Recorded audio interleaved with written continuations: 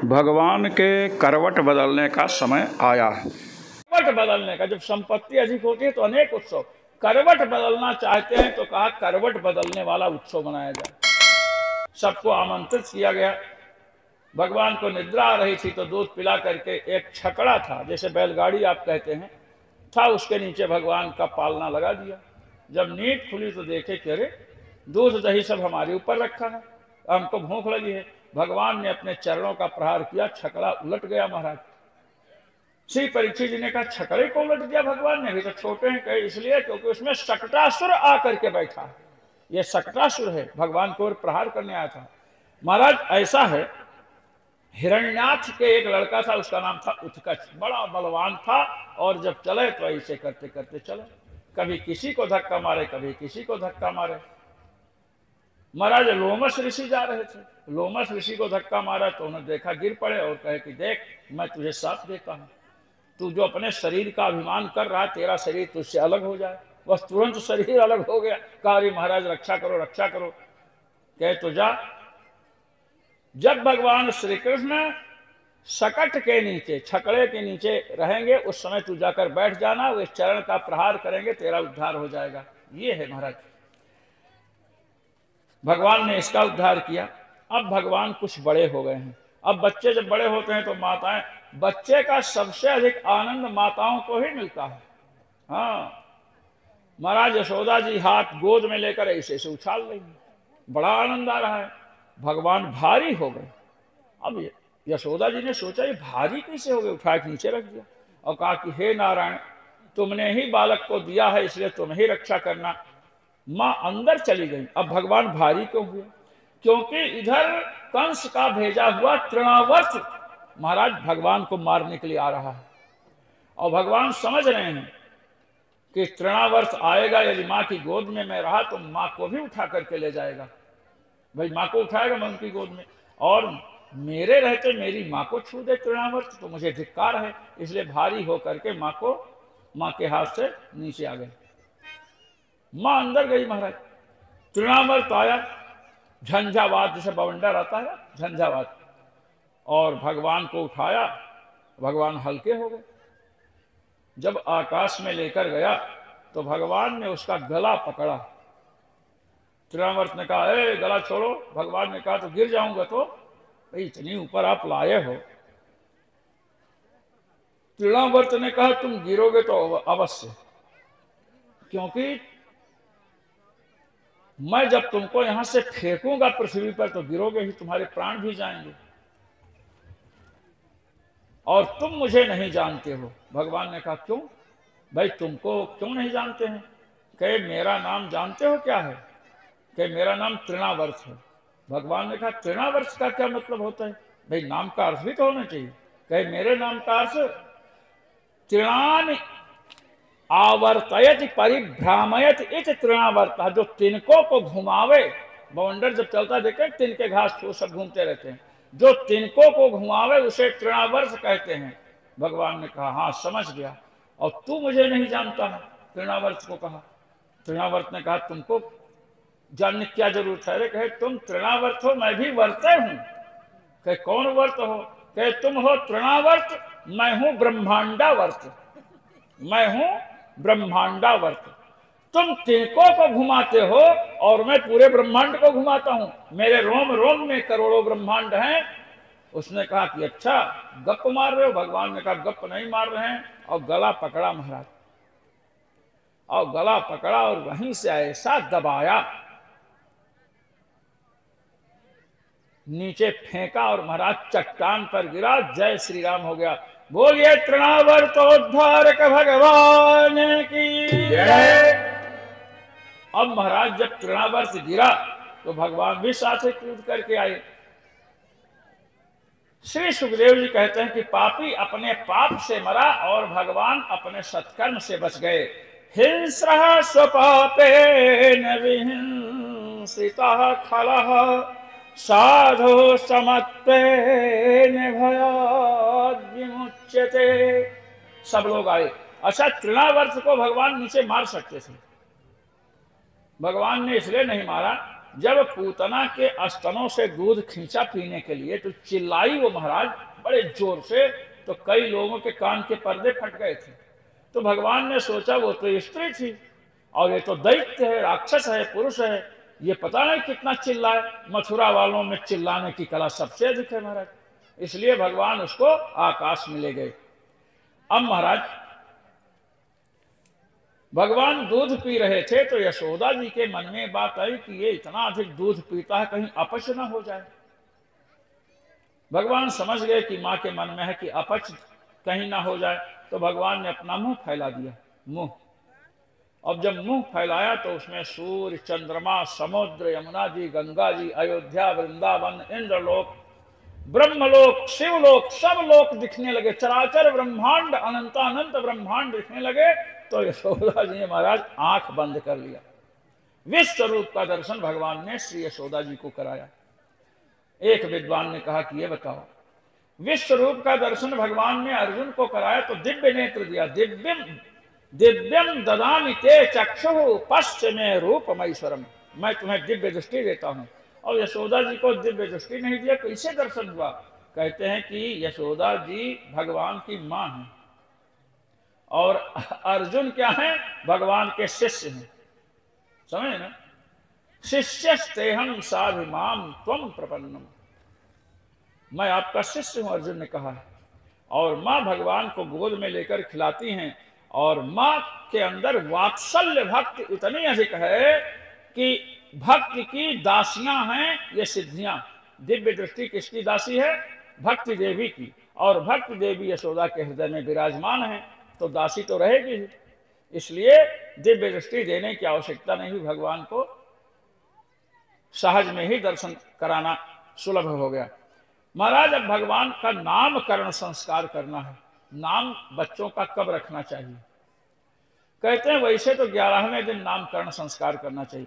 एकादशे ही पिता नाम कुर्यात्, यदि विद्वान है, ब्राह्मण है, तो 11वें दिन नामकरण संस्कार करे। और 3 महीने के अंदर महाराज 100 दिन तक नामकरण संस्कार कर ही देना चाहिए। नाम भी छोटा रखना चाहिए, राम, श्याम, मधुसूदन। ये रावण, कुंभकर्ण, घटोत्कच नाम नहीं रखना चाहिए। शूर्पणखा, पूतना, अयोमुखी जैसे नाम बच्चियों का नहीं रखना चाहिए। अब वसुदेव जी ने अपने पुरोहित गर्गाचार्य को भेजा नंद जी के यहाँ। नंद जी के यहाँ गर्गाचार्य आए, बड़े भारी विद्वान ज्योतिषी हैं महाराज। श्री नंद जी ने उनके चरणों में प्रणाम किया और एक बात कही, कई महाराज आप जैसे महापुरुष हम गृहस्थों के यहाँ किस लिए आते हैं? कहते हैं महद्विचलनम नृणाम गृहिणाम दीन चेतसाम निःश्रेयसाय भगवन् कल्पते नान्यथा क्वचित्। हम जैसे जो गृहस्थ हैं, संसार के नाना प्रकार के दुखों से जिनका हृदय दीन हो रहा है, ऐसे गृहस्थों के यहाँ आप जैसे महापुरुष का आना जो है निःश्रेयसाय, उनके कल्याण के लिए होता है। उनका कल्याण करने के लिए ही आप जैसे महापुरुषों का पदार्पण होता है। इसलिए आप आए हैं तो बच्चों का नामकरण संस्कार कर दें। अब नंद जी के पुरोहित कौन है? नंद जी के पुरोहित हैं सांडिल्य और वसुदेव जी के पुरोहित गर्गाचार्य जी हैं। तो जब नंद जी ने कहा कि हमारे बच्चों का नामकरण संस्कार कर दीजिए, तो गर्गाचार्य जी ने कहा कि नहीं, ये तो अनुचित होगा। कहे क्यों? अगर हमने तुम्हारे बच्चों का नामकरण संस्कार किया तो मैं किसका पुरोहित हूं? वसुदेव जी का।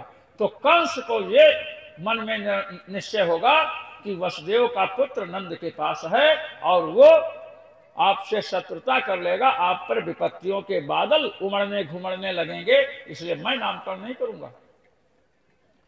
नंद जी ने कहा गौशाला में चलिए, इतनी गौवे हैं, बीच में बैठिए और क्या बोलते हैं नामकरण कर दीजिए। अब हमारे पुरोहित जो सांडिल्य महर्षि हैं वो तो है नहीं यहाँ और नामकरण का समय बीता जा रहा है। गर्गाचार्य जी गए अब नंद जी आए तो रोहिणी जी भी वही थी। यशोदा जी और रोहिणी जी से कहते हैं कि बहुत बड़े ज्योतिषी आए हैं, ओ बहुत बड़े, जो पूछो वही बता देते हैं, और नामकरण संस्कार उन्हीं से करवाना है। वसुदेव जी के पुरोहित भी हैं। और जब इधर आए तो रोहिणी जी और यशोदा जी आपस में कहते हैं, कह रहे हैं बहुत बड़े ज्योतिषी हैं, बहुत बड़े विद्वान हैं, इनको सब विद्वान ही दिखते हैं, और हम दोनों को कोई विद्वान नहीं दिख रहा है। दोनों ने कहा चलो परीक्षा लेती हैं। कि परीक्षा कैसे लेंगी? कि वहां जाओगी तो जिसके गोद में जो लड़का होगा उसी का समझेंगे इसी का लड़का है। रोहिणी जी कहती मेरा बालक अपने गोद में आप रख लो, आपका मैं रख लेती हूँ। और जब कहेंगे रोहिणी ये तुम्हारा बालक है तो समझ लेना इनको कुछ आता जाता नहीं है। बलराम जी को किसने लिया? यशोदा जी ने गोद में, महाराज बलराम जी को। और रोहिणी जी ने किसको लिया? कृष्ण भगवान को गोद में लिया और जाकर के प्रणाम करके बैठ गए। यशोदा जी ने कहा कि महाराज जो मेरी गोद में मेरा बच्चा है ना, गर्गाचार्य जी ने कहा कि हाँ, इसका नाम बताइए। तो कह सुनो, कान खोल कर सुनो। रोहिणी जी ने कहा समझ गई ना, ये समझते हैं कि तुम्हारी गोद में तुम्हारा बच्चा है। तो यशोदा जी ने कहा पहले सुनो तो क्या कहने जा रहे हैं, पहले से ही निर्णय ले लेना कि इन्हें कुछ नहीं आता है। गर्गाचार्य जी ने यशोदा जी के गोद में जो बालक है रोहिणी जी का, उसको देखा। अयम ही रोहिणी तनयो, गर्गाचार्य जी कह रहे हैं अयम ही रोहिणी तनयो। अरे यशोदा जी आपके गोद में जो बालक है रोहिणी जी का है। और जैसे रोहिणी जी का बालक कहा, दोनों का खून सूख गया। कह रहे गलत फंस गए आकर के, बाबा को तो सब पता है। कहे तो महाराज बैठ गए, बच्चे इधर उधर से बैठ जाते हैं। कहे बैठ नहीं गया, आपने अपने हाथ से इन्हें दिया। और आगे बताऊं? कहे नहीं नहीं बस हमको विश्वास हो गया। नहीं बता दूं क्या क्या विचार कर रखी थी? कहे नहीं। महाराज गर्गाचार्य जी भी सोचे ये लोग जब कुछ मजाक की हैं तो हमको भी तो करना चाहिए।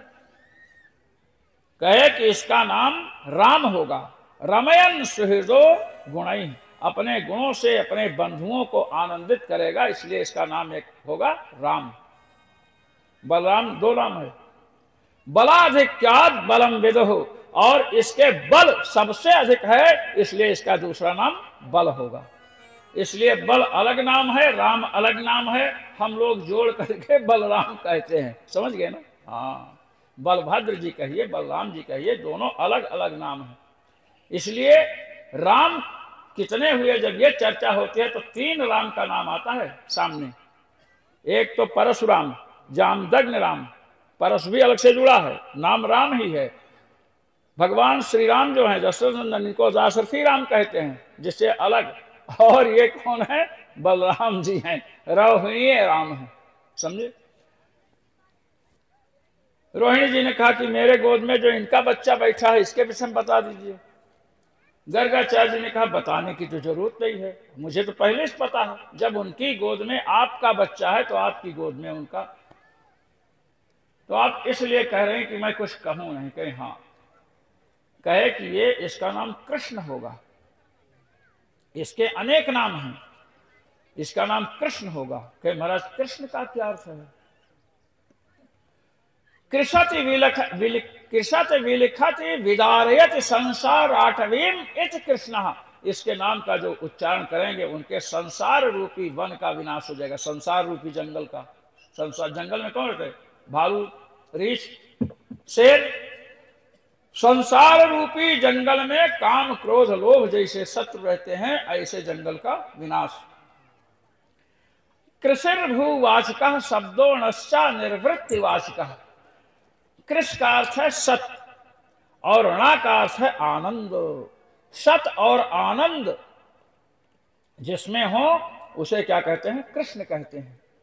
और अंत में कहा तस्मान नंदात्मजो यन्ते नारायण समो गुणैः। इसलिए नंद, तस्मात नंद, इसलिए अब तुम आनंद करो।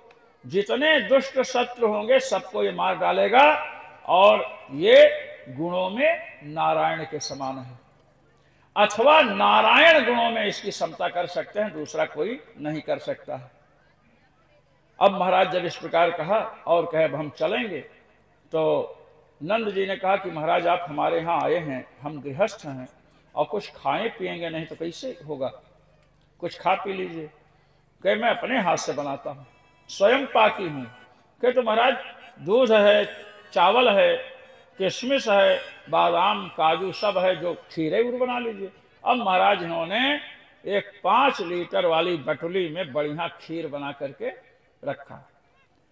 अब खीर थाली में रखी, तुलसी डाले और भगवान को भोग लगाने लगे। आंख बंद करके भो भगवन इह गच्छ भोगम गृहाण, हे प्रभो पधारो भोग ग्रहण करो। भगवान ने सोचा कि गर्गाचार्य जी ने मेरा नामकरण संस्कार किया है, इतने प्रेम से बुला रहे हैं तो खाने तो जाना चाहिए। अब महाराज ने आंख बंद किए थे, भगवान आए और जब मुंह में रखे, चप चप की जब आवाज सुनाई पड़ी तो आंख खोला, ये क्या हो गया? अरे नंद, तुम्हारे लड़के ने मेरी खीर बिगाड़ दी, तो मैं चलता हूँ।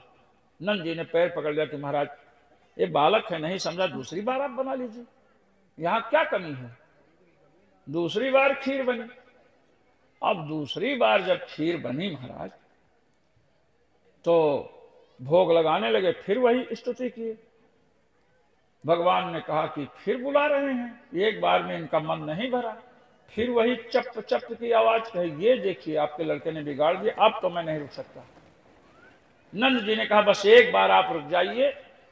कहे अब रुकेंगे तब जब इस लड़के को लेकर किसी कमरे में चले जाओगे और बाहर से बंद कर दिया जाएगा, नहीं तो तीसरी बार भी गड़बड़ हो जाएगा। नंद जी ने कहा ठीक है। भगवान को लेकर गए, महाराज गोद में लिए हैं। इस बार गर्गाचार्य बड़े सावधान हैं। महाराज खीर बनी, उन्होंने सोचा कि अधिक खीर बनाई जाए, बचेगा तो लोग खाएंगे। महाराज 10 लीटर दूध जिसमें आता था उस बटुली में महाराज खीर बनाए, आधी खीर थाल में और आधी खीर उसमें। कहीं चप चप कर दिया तो आधी जो बची है वो तो काम करेगी, बड़े समझदार हैं। अब महाराज फिर वही भो भगवन इह गच्छ भोगम गृहाण, हे प्रभो कृपा करके पधारो भोग ग्रहण करो। भगवान ने नंद जी के गोद में से ऐसे किए, चलने के लिए उन्होंने कहा चुप बैठ।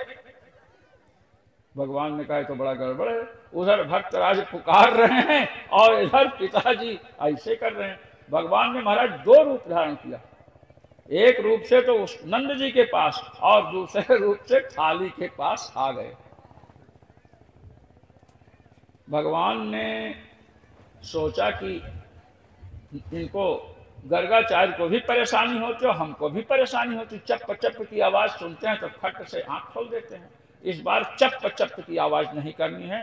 खीर उठाए और धीरे से खाने लगे, पूरा थाल खा गए। अब खीर और चाहिए तो देखा कि बटुली में खीर रखी है, तो महाराज बटुली की खीर उठाए। अब वो खीर जो है कुछ गर्म थी। अग्निदेव ने पहले कहा महाराज उठाइए मत, इसमें मैं विराजमान हूं। और भगवान ने कहा कि हम आग को मुंह में रखेंगे भविष्य में, तो तुम गर्म खीर खाने में हमको क्या परेशानी, मैं तो अग्निपान करूंगा, तुम चिंता मत करो। अग्निदेव ने सोचा कि ये परमात्मा है, इनके चरणों की आराधना मैं करता हूं और ये हमको उठाने ठीक नहीं है। प्रार्थना करने लगे तो भगवान ने कहा ठीक है। भगवान से अग्निदेव ने कहा हमको मुक्त कर दीजिए, हमको मुक्त कीजिए, मतलब छोड़ दीजिए। भगवान ने कहा ठीक है। महाराज इतना ऊपर लाए थे और बटुली को छोड़ दिया हाथ से, बटुली गिरी घप से खीर के साथ। उन्होंने आंख खोला, कहा अरे ये तो सब गड़बड़ कर दिया, थाल की खीर भी खा गए और ये देखिए बटुली वाली भी। कहे नंद तुम्हारे बालक ने कर क्या गड़बड़ किया। नंद जी ने कहा मेरा बालक मेरे पास है महाराज, उसको क्यों लगा रहे हैं। अरे कहीं यहां आकर के देखो, कहे आप यहां आकर के देखो। अब नंद जी ने भगवान को पकड़ा और गए तो देखे नंद जी के गोद में बैठे हैं, उधर देखे अपने गोद में देखे। और महाराज तुरंत भगवान को उतारा और स्तुति करने लगे कि प्रभु आपकी माया मैं ही नहीं समझ सका। यहां वहां 2 बालक देखा, जैसे भगवान राम 2 स्थानों में दिखाई पड़े, महाराज बड़ी स्तुति किए, और जो खीर थाल में बची थी पहले की और जो गिरी थी थोड़ी बहुत, और गए उसको उठा उठा कर खाने लगे, सिर में लगाने लगे कि भगवान का प्रसाद अंदर बाहर सर्वत्र होना चाहिए। बड़े बड़े महापुरुष महाराज भूल जाते हैं भगवान के स्वरूप को, भगवान की माया से। अब भगवान महाराज थोड़ा बड़े हो गए हैं, अब थोड़ा बड़े हो गए हैं तो मक्खन मक्खन चुराने की बात, थोड़ा कीर्तन कराओ भाई।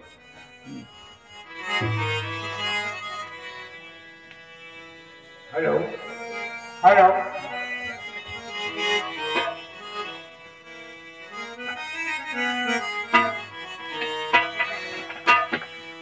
कि दीवानी बन जाऊंगी, मस्तानी बन जाऊंगी, दीवानी बन जाऊंगी, मस्तानी बन जाऊंगे, कान्हा के दीवानी बन जाऊंगी, कान्हा के दीवानी बन जाओगे, कान्हा के दीवानी बन जाओगे, दीवानी बन जाओगे, मस्तानी बन जाओगे, दीवानी बन जाओगे, मस्तानी बन जाओगे, कान्हा के दीवानी बन जाओगे, कान्हा के दीवानी बन जाओगे।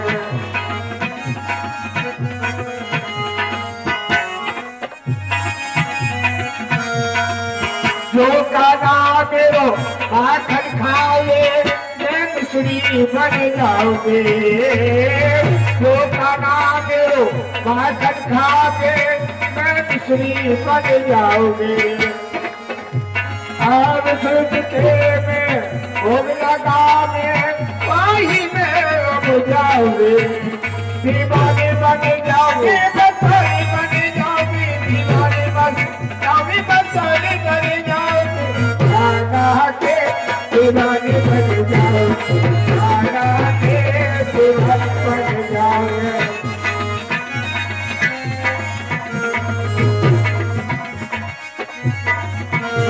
दीवाने बन जाओगे, बंसारी बन जाओगे, दीवाने बन जाओगे, बंसारी बन जाओगे, कान्हा के दीवाने बन जाओगे, कान्हा के दीवाने बन जाओगे, जो कान्हा मेरो गंगा नहावे, मैं मछली बन जाओगे, जो कान्हा मेरो गंगा नहावे, मैं मछली बन जाओगे, सब पठार के हम कान्हा के वही मेरा बन जाओगे, दीवाने बन जाओगे, बंसारी बन जाओगे,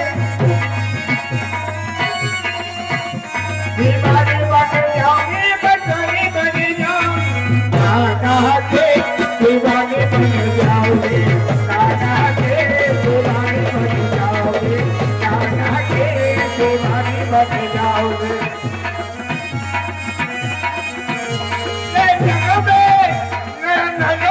श्याम समय गो मेरे प्रेम तरोगे लगागो, नैनों में श्याम समय गो मेरे प्रेम तरोगे लगागो।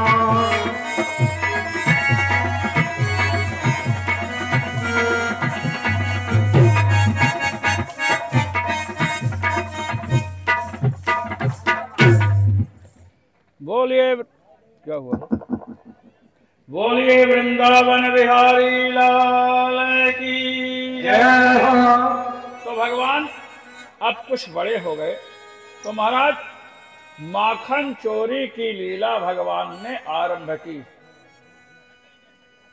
कथा में विघ्न नहीं महाराज, कथा में नहीं, आपको जो कहना हो लिख करके दीजिए, यहाँ ये नहीं चलता है। क्या बता रहे महाराज कि हमें इसका लेने के भजन नहीं, बाद में जब प्रकरण आएगा, आप क्या भजन गाना चाहेगा प्रकरण के अनुसार चलेगा, समझे कि नहीं? प्रकरण के अनुसार चलेगा, कथा हो रही, कथा को पूरी करना है। नहीं, आप जो भजन गाना चाहते हो इनको बताइए, प्रकरण के अनुसार भजन होगा। ये भजन प्रकरण के अनुसार होता है, ये नहीं कि जब मन हो तो भजन हो जाए, समझे कि नहीं? चर्चा चल रही है यहाँ पर, जो भजन आपको गाना है आप बता दीजिए, उसके अनुसार आपको समय दिया जाएगा।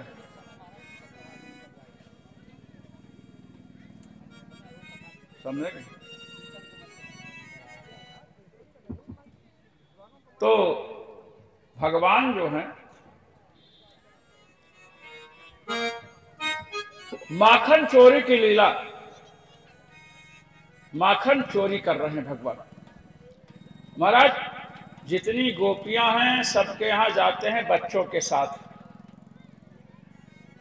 और महाराज माखन चुरा करके खाते हैं। महाराज सबसे बड़ी बात यह है कि अब गोपियां माखन को शिकहर पर बांध कर रखते हैं। शिकहर आप जानते हैं ना, ऊपर लटका करके रखती हैं। भगवान जाते हैं तो 4, 5, 10, 20 बच्चे रहते हैं, 5, 6 खड़े हो गए, उनके ऊपर दूसरे खड़े हो गए, उनके ऊपर तीसरे, फिर सबके ऊपर जाते हैं और महाराज मटकी को फोड़ देते हैं, सबको खिलाते हैं, बंदरों को भी खिलाते हैं। भगवान कहते आइए हनुमान जी, आइए अंगद, सब लोग मक्खन खाइए, आप लोगों ने रामा अवतार में बड़ी सेवा की है। और महाराज सब लोग खाते हैं। अच्छा, जिसके यहां पर मक्खन छिपा दिया गया, एकदम मक्खन न ऊपर है न नीचे दिख रहा है, तो बंदरों को बुलाते हैं, आइए आइए आइए। सब आते हैं बंदर, वृंदावन के जितने वहां हैं, ब्रज के। कहते हैं कि हम मक्खन तो नहीं मिला। तो बंदर कहते हैं तो हम लोग अपनी अपनी सेवा शुरू करें। कहे शुरू करो। तो बंदर मलमूत्र कर देते हैं उनके घरों में। ये यहां पर आया है। महाराज लोग पकड़ना चाहते हैं भगवान को, पकड़ नहीं पाते। एक गोपी थोड़ा पढ़ी लिखी थी, उसने कहा मैं कृष्ण को पकड़ करके दिखाऊंगी, और संदेश भेजी कि तुम हमारे यहाँ मक्खन चुराने आओगे तो मैं तुम्हें पकड़ूंगी। अरे भगवान ने कहा हमको ब्रह्मा और शंकर नहीं पकड़ पाए, तू क्या पकड़ेगी? उसने कहा ठीक है। अब भगवान गए, महाराज देखे कोई नहीं है। बच्चों ने कहा कहीं कोई नहीं है, निःशंक असंक होकर निर्भीक होकर मक्खन खाइए। महाराज रखा था, सब खाने लगे, और पीछे से भाभी जी आकर के भगवान को पकड़ ली। भगवान ने देखा, भगवान ने कहा ये तो धोखा है। क्या धोखा क्या है? हमने तो आपको चैलेंज दिया था ना कि पकड़ेंगी, पकड़ लिया। भगवान ने कहा कि तो मेरी माँ के पास मत ले चलना। कहे माँ के पास ही ले चलूंगी। भगवान ने कहा तो बड़ी आफत आ गई मेरे ऊपर, लेकर चल रही है, घूंघट निकाल रखी है, घूंघटे काटती। उधर से उसका पति आ रहा था, और कृष्ण भगवान से उसकी बड़ी मैत्री थी, तो उसने संकेत में पूछा, मैंने कहा? तो इन्होंने कहा संकेत में, ये मुझे ले जा रही मक्खन खिलाने और मेरे भूख नहीं है, फालतू में जबरदस्ती कर रही। भगवान ने संकेत से कहा, तो उसने कहा कि और हमको कर दो ना बड़ी जगह। वो भाभी हाथ पकड़ रखी थी। भगवान ने कहा ये हाथ छोड़कर दूसरा पकड़ लो। दूसरा पकड़ी, पति का ही हाथ पकड़ा दिया। अब लेकर जा रही है। भगवान यशोदा माँ की गोद में बैठ गए, जा करके कहे मैया मैं तो मक्खन चुराता ही नहीं किसी का। हाँ यशोदा का हाँ नहीं चुराती। अब ये पहुंची बहू, कहा कि यशोदा रानी आप देखिए आज मैं किसको पकड़ कर लाई हूं। आप कहती थी ना कि मेरा कान्हा मक्खन नहीं चुराता है, आज देखिए मैं किसको पकड़ कर लाई हूं। यशोदा जी ने कहा कान्हा नहीं, अपने खसम को पकड़ कर लाई है, अपने पति को। अब घूंघट जब ऐसे किया तो देखा पति ने एक झापड़ मारा। कहा मैं तो समझा मक्खन के लिए ले जा रही है, ये तो मुझे यशोदा जी से मार खिलाने के लिए लाई थी। इस प्रकार महाराज भगवान ने अनेक लीलाएं की। और एक बार लोगों ने आकर के माता से शिकायत किया भगवान की। बलभद्र जी ने, सब बालकों ने आकर के बलराम जी की, बलभद्र जी की अध्यक्षता में शिकायत किया, कृष्ण मृदम भक्षितवान इति मात्रे निवेदयन्। मां, हे माता, कृष्ण ने मिट्टी खाई है। ये महाराज सब ने कहा कि हाँ माता ये खाई है। संबोधन में माता होता है, माता, माते माते जो टीवी वाले बोलते हैं ना, माते माते, आपने सुना होगा, पितामह भीष्म कहते हैं, इधर विभीषण माते माते, सब गलत शब्द है, गलत उच्चारण है। माता शब्द होता है संबोधन में। माँ ने कहा तूने मिट्टी खाई? भगवान ने कहा कि ये लोग क्या कह रहे हैं? कई लोग कह रहे हैं खाई। तो कहे जब ये कहे खाई तो हमने खाई, कहे तुमने क्यों खाई? कहे सबने खाई तो हमने खाई। ये सोच, सबने कहा क्यों? हम लोग भी खाए। क्या और क्या, तुम लोग भी खाए, ये लीजिए। बलराम जी ने कहा हमने कहा खाई? भगवान ने कहा जब हमने खाई तो सबने खाई। कहे माता जी झूठ बोल रहा है। यशोदा ने कहा कि मिट्टी खाया हुआ तो कोई पेड़ा लड्डू तो है नहीं फट से अंदर चली जाए, मुंह में जरूर होगी। और महाराज कहा मुख खोलो। भगवान ने मुख खोला। भगवान कहते हैं नाहम भक्षितवान अम्ब सर्वे मिथ्याभिशंसिनः।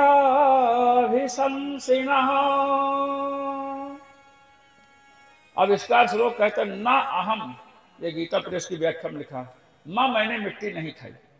वस्तुतः नाहम शब्द है ना, जो संस्कृत पढ़े हैं नृ शब्द का रूप चलता है ना नरऊ नरह, अहम ना मैं ही पुरुष हूं। पुरुष सूक्त वेद में है, पुरुष सूक्त वेद में है। गोस्वामी जी ने मानस में कहा पुरुष प्रसिद्ध प्रकाश निधि प्रगट परावरनाथ। भगवान को पुरुष कहा गया है।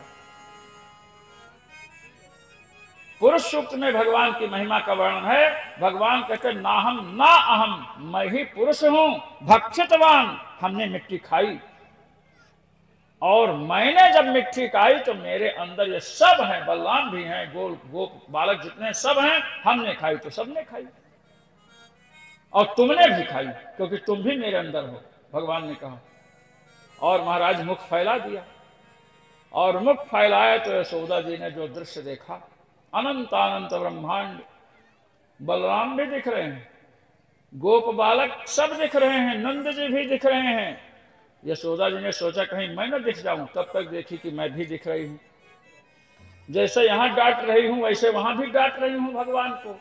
अब महाराज इनको हुआ कि क्या हो गया, हमको मत्था चकराने लगा, सोचने लगी है क्या, ये तो परमात्मा है, ये मेरा कहना नहीं है, ये साक्षात भगवान है। भगवान ने सोचा कि मैंने दिखाया ये तो ठीक है, लेकिन गड़बड़ हो गया। अब ये हमको भगवान समझेंगी तो पुत्र का सुख कैसे हमें मिलेगा।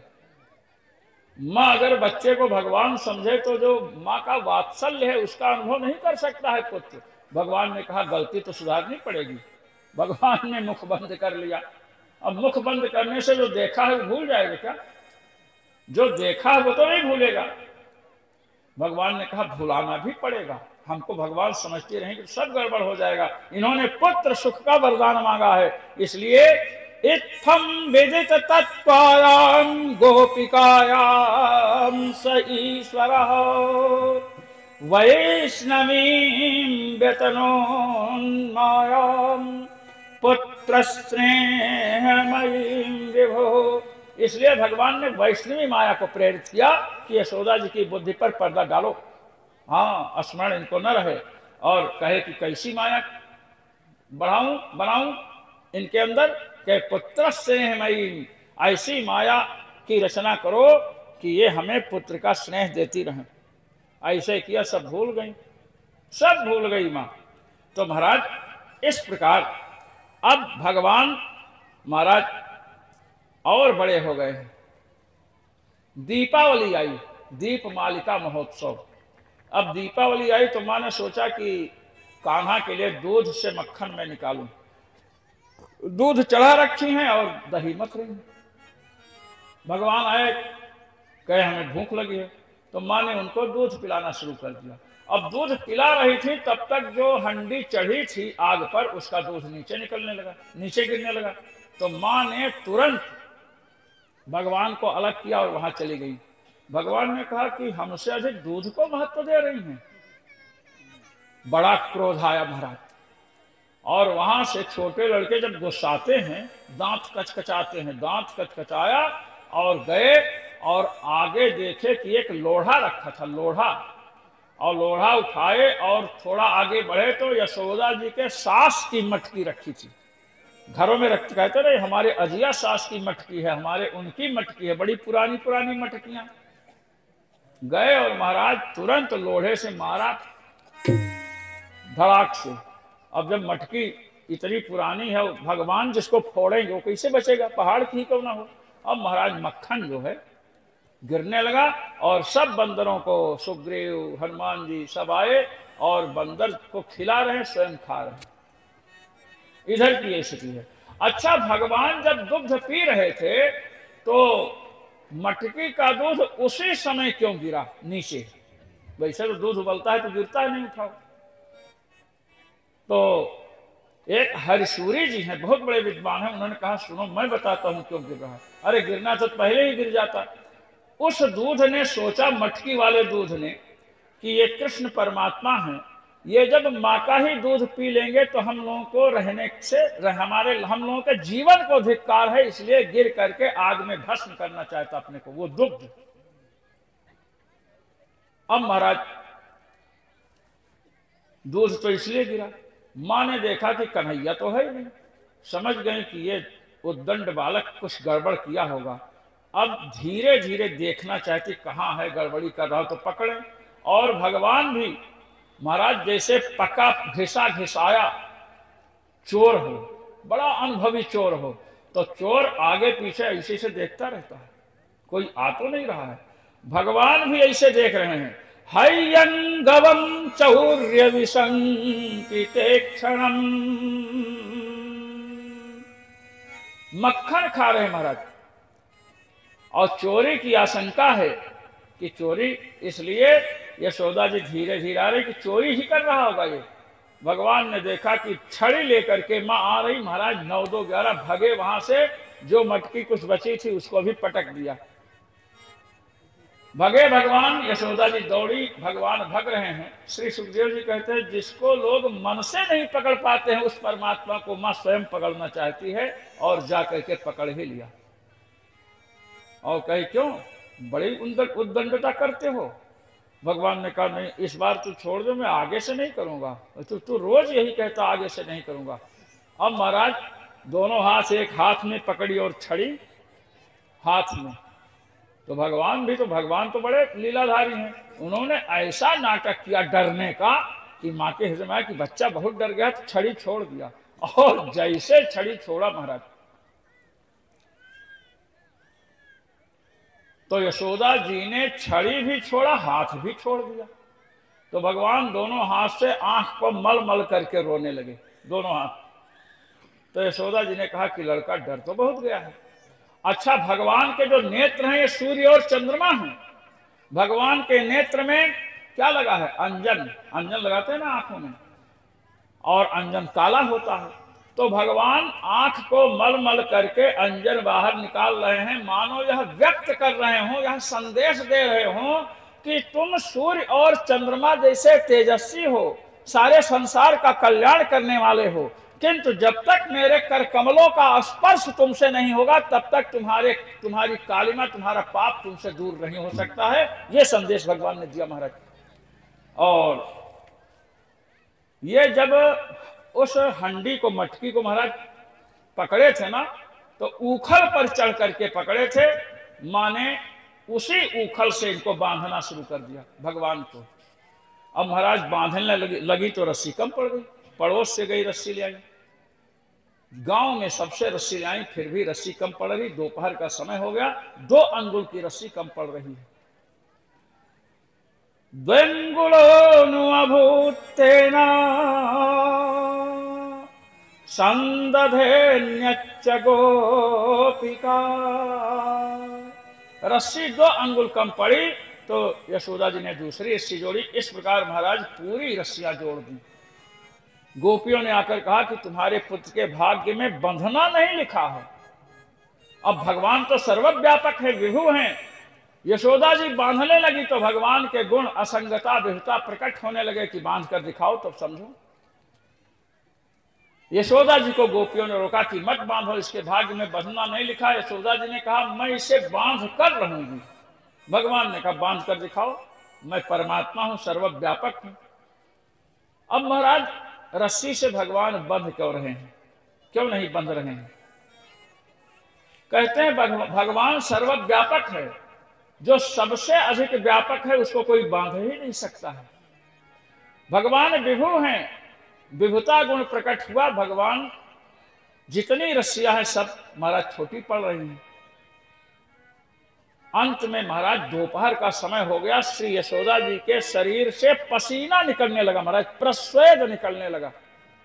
जब पसीना निकलना शुरू हुआ, इतना परिश्रम हुआ और भगवान ने देखा कि माँ के शरीर में तो पसीना निकल रहा है, एड़ी चोटी का पसीना एक हो रहा है। तब महाराज भगवान के हृदय में कृपा शक्ति का प्रादुर्भाव हुआ, कृपा शक्ति प्रकट हुई।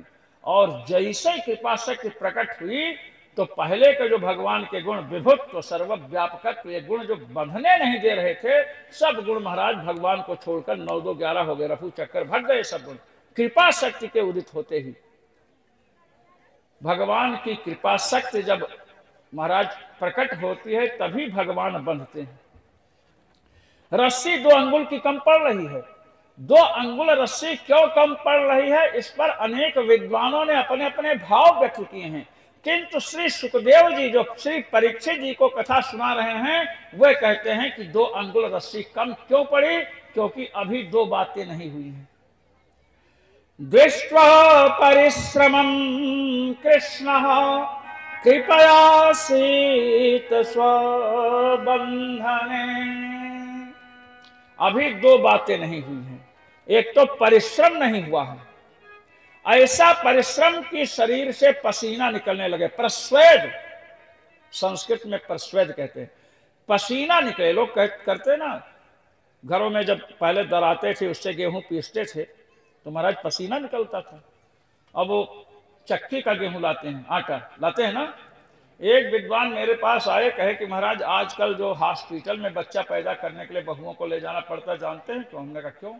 कहे पहले आप पैदा हुए, हम पैदा हुए, लोग घर में पैदा हुए कि हॉस्पिटल? हमने कहा घर में। कहे माताओं का स्मरण करो, 4 बजता था, वो जो चक्की पत्थर की होती थी महाराज, अड़ोस पड़ोस को बुला लें और गेहूं उसमें रख करके 2 घंटे तक पिसाई करें।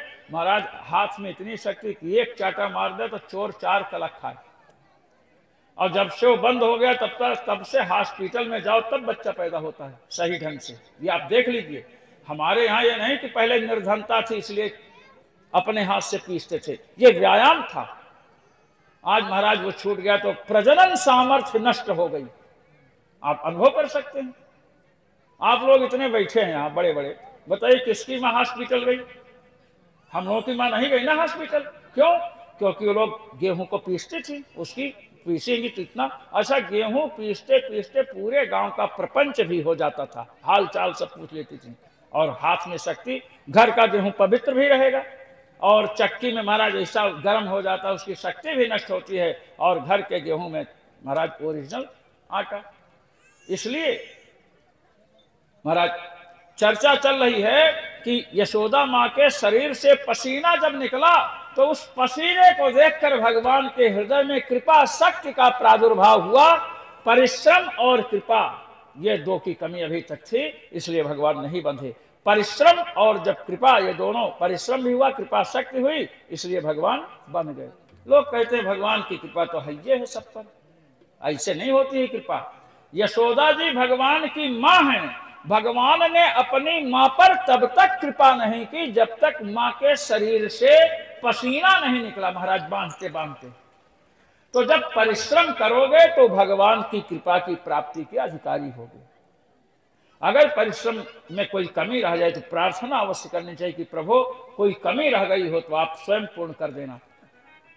उसी ऊखल से बांधा महाराज पेट में रस्सी। बोलिए दामोदर भगवान की जय। इसलिए भगवान का नाम दामोदर पड़ा। दाम कहते हैं रस्सी को। दाम उदरे यस्य सह दामोदर, रस्सी जिसके पेट में हो और चली गई, कहीं कि तू बंधा रहा। भगवान सबका बंधन खोलते हैं, स्वयं बंधन में कैसे रहे? महाराज उखल को घसीटते घसीटते गए और 2 पेड़ महाराज खड़े हैं, यमलार्जुन, और दोनों पेड़ के बीच में महाराज उखल फंस गई। भगवान निकल कर गए, पेड़ नहीं गिरे, और उखल फंसी तो भगवान ने झटका दिया तो महाराज दोनों गिर पड़े। अब दोनों से एक एक दिव्य पुरुष प्रकट हुए और महाराज की, भगवान की स्तुति करने लगे। तो भगवान हंसने लगे उनको देख करके। प्रहसन्नाह गुह्यकौ, ये दोनों कुबेर के पुत्र हैं। भगवान हंसते हुए बोले, अच्छा, भगवान हंस क्यों रहे हैं? जो मुक्त होता है, मुक्त की स्तुति कौन करते हैं? जो बंधन में पड़े हैं। जैसे अपने लोग बंधन में पड़े हैं तो भगवान जो मुक्त हैं उनकी स्तुति करते हैं ना। यहां पर बंधन में भगवान है, रस्सी पेट में बंधी है, उखल भी बंधी है, और जो मुक्त हुए हैं वृक्ष रूपी बंधन से वो स्तुति कर रहे, इसलिए भगवान हंसने लगे। ये दोनों कुबेर के पुत्र हैं, नारद जी का अपमान किए थे, इसलिए नारद जी के शाप से ये महाराज वृक्ष बने। अब इस लीला का क्या तात्पर्य है? उन्होंने कहा कि भगवान के द्वारा तुम्हारा उद्धार होगा। नारद जी ने कहा था भगवान के द्वारा तुम्हारा उद्धार होगा। भगवान बीच से निकले, उद्धार नहीं हुआ महाराज। और जब उखल फंसी तो भगवान ने खींचा तो उद्धार हुआ। उखल में, संस्कृत में उखल को उलूखल कहते हैं और हिंदी में उखल कहते हैं ना। उखल में खल है कि नहीं? खल। अब खल का अर्थ क्या होता है? दुष्ट। खल माने दुष्ट, और उखल माने उससे भी बड़ा दुष्ट, और उलूखल माने उससे भी बड़ा दुष्ट। समझ रहे हैं ना? भगवान स्वयं निकले, यमलार्जुन का उद्धार नहीं किए। मानो भगवान यह शिक्षा हम लोगों को देना चाहते हैं कि हमसे कोई दुष्ट भी जुड़ जाए तो महाराज शापग्रस्त प्राणी का उद्धार करने में सक्षम है, ये भगवान दिखाना चाहते हैं। इसीलिए ना उखल के द्वारा उद्धार कराया। ये है भगवान की कृपा। ये संदेश दे रहे हैं कि हमसे यदि कोई दुष्ट जुड़ जाए तो उस दुष्ट में भी दूसरों का उद्धार करने की सामर्थ्य हो जाती है, ये दिखाया। और हमसे जुड़ा हुआ कोई संत महात्मा ब्राह्मण हो, भजनानंदी हो महाराज, तो उसका तो कहना ही क्या।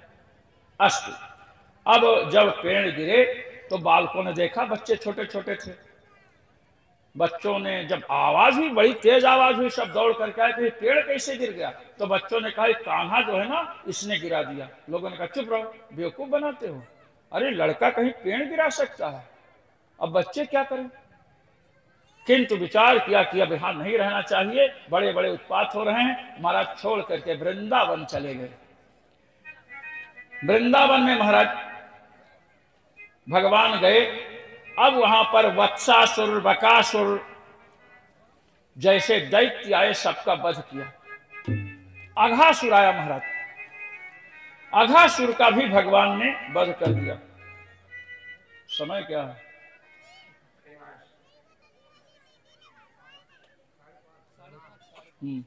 चलिए, वैसे दिन में बड़ी गर्मी रहती भाई। दिन में आप लोगों ने देखा है ना, दिन में 2-2:30 बजे तक कोई यहां बैठने नहीं चाहता है। आप तो जानते हैं कोई बैठना नहीं चाहता है, क्योंकि जैसे तप्त कुंड में चावल पक जाता है ना, वैसे यहाँ तो श्री यमुना जी हैं, इन्हीं की कृपा से बैठे हैं। और उसके बाद बैठने की क्षमता रहती है। जब बैठने की क्षमता रहेगी तभी ना कथा समझ में आएगी, और नहीं तो गर्मी से व्याकुल हो जाएंगे। तो महाराज कथा थोड़ी देर चलेगी अभी। अच्छा ये बताओ कितनी देर कथा चलनी चाहिए? मैं आपसे नहीं पूछूंगा कितनी देर चले अभी कथा भाई, कुछ समय बताइए। 15 मिनट, 15 मिनट चल सकती है। मैं चाहता भी यही था, लेकिन हमने सोचा मैं आध घंटा कहूं तो किसी के मैंने स्थिति खराब हो जाए। बेश, बिल्कुल आधा घंटा। मैं आपको आज गोपी गीत सुनाऊंगा, और ऐसे भाव यहाँ व्यक्त होंगे श्री यमुना जी की कृपा से कि जो पहले नहीं सुने होंगे, ये कह रहा हूं साथ में। आइए। महाराज कंस ने अघासुर को भेजा। अघासुर अजगर का रूप धारण करके आया महाराज, फैला करके मुंह बैठ गया। भगवान इस समय बछड़े चरा रहे हैं, गोप बालक सब आए हैं कलेव लेकर के। तो देखे तो एक ने कहा ये अजगर है क्या हो, तो दूसरा कहता अजगर नहीं है, अजगर जैसा है, सड़क पर कहीं अजगर बैठता है। दूसरे ने कहा अगर अजगर होगा भी तो जैसे बकासुर को कन्हैया ने मार डाला वैसे इसको भी मार डालेगा, क्या चिंता है। अब महाराज बढ़े जा रहे हैं। भगवान ने कहा रुको रुको रुको, तब तक तो घुस गए, गायें भी घुस गईं, बच्चे भी घुस गए, और उसने मुंह नहीं बंद किया। अघासुर ने मुंह नहीं बंद किया। वो सोच रहा है कि कृष्ण अभी बाहर हैं, जब ये अंदर आ जाएं तब बंद करूं। भगवान ने कहा कि अब अपने मित्रों को और गो माता को बचाने के लिए मुझे अंदर घुसना ही चाहिए। भगवान जब अंदर गए तो महाराज उसने मुंह बंद करना आरंभ किया तो भगवान ने अपने शरीर को बढ़ाना शुरू किया। महाराज ऐसा बढ़ाए कि उसके शरीर की नस टूट गई, फट गया, उसकी आंखें बाहर निकल आई, महाराज मर गया। उसके शरीर से एक दिव्य ज्योति निकली, आकाश में स्थिर हो गई, स्थिर है। ऋषिगण देख रहे हैं, ब्रह्मा जी भी देख रहे हैं कि अघासुर के शरीर से दिव्य ज्योति निकल करके आकाश में स्थिर होकर किसी की प्रतीक्षा कर रही है। शरीर के अंदर जो गौवे थी मर गई थी और जो मित्र थे मर गए थे, भगवान ने अपनी कृपा दृष्टि से महाराज जीवित किया। सब जीवित हो गए, बाहर निकाले, और जब भगवान बाहर आए तो वो ज्योति भगवान के श्री विग्रह में, भगवान के शरीर में मिल गई। बोलिए भक्तवत्सल भगवान की जय। ब्रह्मा जी ने देखा कि ये तो परमात्मा है। अरे स्तुति करके गर्भ में गए हैं तो पता तो रहना ही चाहिए था। अब उसके बाद भगवान ने कहा चलो सब बैठ करके कलेऊ करते, नाश्ता। अब महाराज जितने बालक हैं सब बैठ गए और सब ने कहा देखो कन्हैया तुम्हारा मुंह मेरी ओर ही होना चाहिए, दूसरे का नहीं मेरी ओर होना चाहिए। विवाद करने लगे। भगवान ने कहा कि मैं बीच में रहूंगा, तुम हमारे चारों तरफ वृत्ताकार बैठ जाओ। भगवान ने ऐसी लीला की, भगवान तो विश्वतोमुख हैं, महाराज सबके ओर भगवान का मुख है। अब महाराज अपना अपना नाश्ता निकाला। अब जितने थे सब भगवान को खिलाकर खाते थे। एक स्तोक कृष्ण था, छोटे कृष्ण, वो महाराज दही बड़ा लाया था, दही बड़ा। अब दही बड़ा निकाला और गप से मुंह में रखा तो उसे याद आया कि अरे मैंने तो खिलाया नहीं। अब मुंह से अंदर नहीं ले जा रहा, कहता भगवान ने कहा क्या बात है? अरे दही बड़ा मेरे मुंह में आ गया, मैं तुझे खिलाकर रोज खाता था, अब क्या करूं? बिना खिलाए अंदर ले नहीं जा सकता और इतना अच्छा है कि उगल नहीं सकता। भगवान ने कहा तो तू खिलाना चाहता इतने ना है? कहे हाँ। कहे तो मैं मुंह नीचे खोलता हूं, तू अपने ऊपर वाले मुंह को खोल दे, मेरे मुंह में आ जाएगा, नीचे गिरेगा नहीं। उसने मुंह खोला, उसके मुंह का दही बड़ा का छोटा भाग भगवान ने अपने मुख में लिया और खाने लगे। ब्रह्मा जी ने देखा, कहा नायम भगवान नायम परमात्मा, परमात्मा हो ही नहीं सकता, क्योंकि किसी बालक का जूठा खा लो भगवान कैसे हो सकता है? फिर सोचा कि अगर ये भगवान नहीं है तो अघासुर की ज्योति इनमें क्यों मिली? अघासुर की ज्योति मिलने से भगवान लगते हैं और जूठा खाने से भगवान नहीं है, ये भी है। अब क्या करें? संदेह हो गया ब्रह्मा जी को। ब्रह्मा जी ने कहा संदेह होने पर परीक्षण किया जाता है, परीक्षा करनी चाहिए इनकी। ब्रह्मा जी परीक्षा करने की सोचे। महाराज भगवान और भक्त जितने बालक हैं खा रहे हैं, तब तक किसी ने कहा कि पता नहीं बछड़े कहाँ चले गए, हम बछड़े लेकर आते हैं। भगवान ने कहा तुम तो खाओ, यहाँ बछड़ा लेकर मैं आऊंगा। समझ नहीं? तुम लोग भोजन करो, बछड़ा लेकर मैं आऊंगा। महाराज एक बार एक व्यक्ति जो है रिक्शे में बैठा जा रहा था, पति पत्नी दोनों रिक्शे में बैठे हैं पीछे, और रिक्शे वाला पीछे देखता है, बात करता जाता है, पीछे देखता है। पति ने कहा कि ये तो मेरे पत्नी को देख रहा है। किसको देख रहा है? पत्नी को। उसने कहा तेरी इतनी हिम्मत, मुड़ मुड़ करके हमारी पत्नी को देख रहा है? तू पीछे बैठ, रिक्शा मैं चलाऊंगा, तू पीछे बैठ, रिक्शा मैं चलाऊंगा। अब बताओ, अब सोचो इस बात को कि वहां से तो देख रहा है तो पीछे बैठा रहा है उसको। भगवान ने कहा कि तुम बैठकर भोजन करो, बछड़ा मैं लाऊंगा। बछड़ा लेने गए, बछड़े नहीं मिले। ब्रह्मा जी ने बछड़ों को चुरा लिया, परीक्षा करनी है। बछड़े जब नहीं मिले तो आए कि सभी बालक मिलकर ढूंढे, आए देखे तो यहाँ बालक भी नहीं है, बालकों को भी चुरा लिया। भगवान ने कहा बछड़े भी गायब, बच्चे भी गायब, ये तो किसी की गड़बड़ी लग रही, कोई गड़बड़ी कर रहा है। भगवान ने देखा तो ब्रह्मा जी दिखाई पड़े आकाश में, ब्रह्मलोक में बछड़े और गोप बालक सब वहीं पहुंच गए। भगवान ने कहा देखो यहाँ तो बाप की परीक्षा बेटा ले रहा है।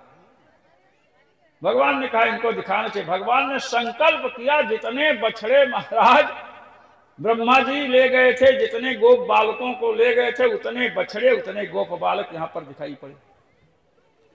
घर लौट करके आए, गायों ने देखा कि बछड़े आ रहे हैं, तुरंत दौड़ी। वैसा नहीं दौड़ती थी क्योंकि अब तो भगवान बछड़े बने हैं। बलराम जी ने एक दिन कृष्ण से कहा कि कन्हैया, कहे क्या? कहे तुझसे जितना प्रेम था उतने प्रेम इन बछड़ों से हो रहा है मेरा, इन बच्चों से हो रहा है, कहीं कोई गड़बड़ी तो नहीं? कहे कोई गड़बड़ी नहीं, मैं ही उन रूपों में हूं। 1 साल तक भगवान ऐसे रहे। अच्छा, 1 साल में ब्रह्मा जी का कितना समय लगा? जैसे अपने चुटकी बजाते हैं ना, ये देखो इससे बजती है कि नहीं, देखना, इससे तो सब बजा लेते हैं, इससे सब बजाते हैं, इससे बहुत कम लोग बजाते हैं। हाँ, नहीं बज रही ना। जब दिग्बंधन करते हैं तो दिग्बंधन इसी से करते हैं, ऐसा। इसे छोटिका मुद्रा कहता है। ऐसा कर दीजिए, केवल करने मात्र से भूत प्रेत पास में हो तो भाग जाते हैं, ऐसा। तो महाराज ये एक बार चुटकी बजाने में जितना समय लगा, ब्रह्मा जी के लोक में चुटकी बजाने में जितना समय लगता है अपने यहाँ का 1 वर्ष होता है। ये समझ लेना, 1 वर्ष का समय वहां चुटकी बजे, यहां 1 वर्ष बीत जाता है। महाराज 1 वर्ष बीत गया, ब्रह्मा जी ने देखा कि हमारे यहां पर भी बछड़े हैं, गोप बालक हैं, नीचे भी हैं वही। तो ब्रह्मलोक वाले सच्चे हैं कि नीचे वाले सत्य हैं? दोनों में सत्य कौन है? कि दोनों तो सत्य नहीं हो सकते हैं। ब्रह्मा जी ने ऊपर देखा, ऊपर भी नीचे भी। अंत में सोचे कि ऊपर के नीचे आ जाते हो, नीचे के ऊपर चले जाते हो। दोनों तरफ दृष्टि लगाई, देखे दोनों ऊपर भी हैं नीचे भी हैं। ब्रह्मा जी ने कहा ये क्या मामला है, ऐसा कैसे संभव है? तब तक ब्रह्मा जी ने देखा कि जितने गोप बालक थे, जितने बछड़े थे, सब चतुर्भुज भगवान विष्णु के रूप में हो गए। बोले भक्तवत्सल भगवान की जय। ब्रह्मा जी ने जब तपस्या की थी 1000 वर्ष की, भगवान के जिस रूप का दर्शन हुआ वो रूप गोप बालकों का और बछड़ों का हो गया। महाराज ब्रह्मा जी हंस से उतरे और साष्टांग प्रणाम किया और कहे महाराज क्षमा कर दीजिए। भगवान ने कहा कि गलती करते हो फिर क्षमा मांगते हो, ठीक है जाओ। परिक्रमा 3 परिक्रमा किए चले गए। भगवान ने कहा कि जब कुछ परेशान किए हमारे भक्तों को, हमसे अलग रखे, तो कुछ मजा इनको भी चखाना चाहिए। जब ब्रह्मलोक में ब्रह्मा जी पहुंचने वाले हैं तब तक ब्रह्मा बनकर भगवान पहुंच गए। एक संत 30 वर्ष तक एक वृक्ष के नीचे भजन किए थे, उनको यह अनुभूति हुई थी। ब्रह्मा जी बन करके भगवान पहुंचे और द्वारपाल से कहे कि एक दैत्य अभी ब्रह्मा बनकर आएगा और उसको पकड़ लेना, उसकी दाढ़ी पकड़ना, ऐसा पकड़ना कि उसको पता चले। द्वारपाल ने कहा जैसी आज्ञा। असली ब्रह्मा जी भगवान गए, बैठ गए, ब्रह्मा जी आए और दोनों द्वारपालों ने महाराज दाढ़ी पकड़ ली। ब्रह्मा जी ने कहा ये क्या कर रहे हो तुम लोग? अरे कहे कर क्या रहे हैं, जो करना चाहिए वही कर रहे हैं। तुम हमको पहचानते नहीं हो, मैं कौन हूं? ब्रह्मलोक का। द्वारपालों ने कहा पहचानता हूं, तुम नकली ब्रह्मा हो, तुम राक्षस हो। ब्रह्मा जी ने कहा ब्रह्मलोक में तुम लोग हमको राक्षस कह रहे हो? अरे मैं असली ब्रह्मा हूं। द्वारपालों ने कहा असली ब्रह्मा वहां बैठे हैं, देखो कमल पर। ब्रह्मा जी ने देखा वहां दूसरे ब्रह्मा बैठे, कि ये क्या मामला हुआ। अंत में ब्रह्मा जी ने फिर स्तुति की भगवान की कि प्रभु हमारे ही सेवकों से हमारी मिट्टी प्लेद मत करवाइए। तो भगवान अंतर्धान हो गए। इस प्रकार ब्रह्मा जी के मोह का वर्णन। और इसके बाद महाराज भगवान गोचारण कर रहे हैं। अब कार्तिक शुक्ल पक्ष की अष्टमी से, जिसे गोपाष्टमी कहते हैं, महाराज भगवान जो है गोचारण लीला करने लगे। आए हृद में, जल हृद जिसको दह कहते, काली दह, वहां पर गायों ने, गोपबालकों ने पानी पिया तो महाराज मर गए थे। बड़ा विष था, भगवान ने उसको दूर किया। भगवान ने समझ लिया कि इसमें काली नाग निवास करता है, बड़ा विषधर है महाराज। ये गरुड़ जी से लड़ गया था, बड़ा दुष्ट सर्प है, नाग है, 101 सिर है।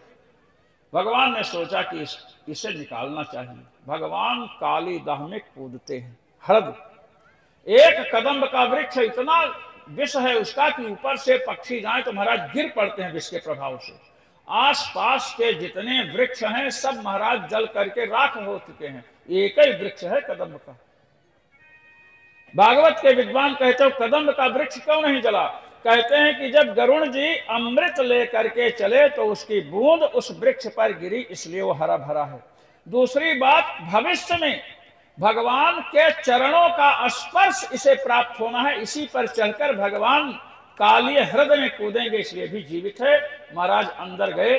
अच्छा, जो आप लोग सुने हैं, रासलीला वाले दिखाते हैं कि गेंद गिर गई, गेंद निकालने के लिए भगवान कूदे, तो ये मत समझना कि भागवत में नहीं लिखा है तो वो कथा झूठी है। एक बात आपको बता दूं, वृंदावन के बड़े बड़े रसिक महापुरुष साधक भगवान की लीलाओं का अनुभव किए हैं महाराज, और उस लीला का प्रचार प्रसार लोगों ने किया है। भगवान की लीला को व्यास जी पूरी लिख डालें, इतनी क्षमता व्यास जी में नहीं है, ब्रह्मा जी में नहीं है, भगवान शिव में नहीं। भगवान शिव ब्रह्मा जी की बात छोड़ो, स्वयं भगवान में इतनी क्षमता नहीं है कि अपनी सब लीलाएं कह डालें, क्योंकि लीला अनंत है। अगर कह दिए तो अनंत नहीं, और अनंत है तो कह नहीं पाओगे। तो महाराज भगवान की लीला को प्रणाम है। और वहां गए तो काले नाग महाराज फुंकार करके उठा। पहले नाग पत्नियों ने समझाया, अंत में महाराज नृत्य करने लगे।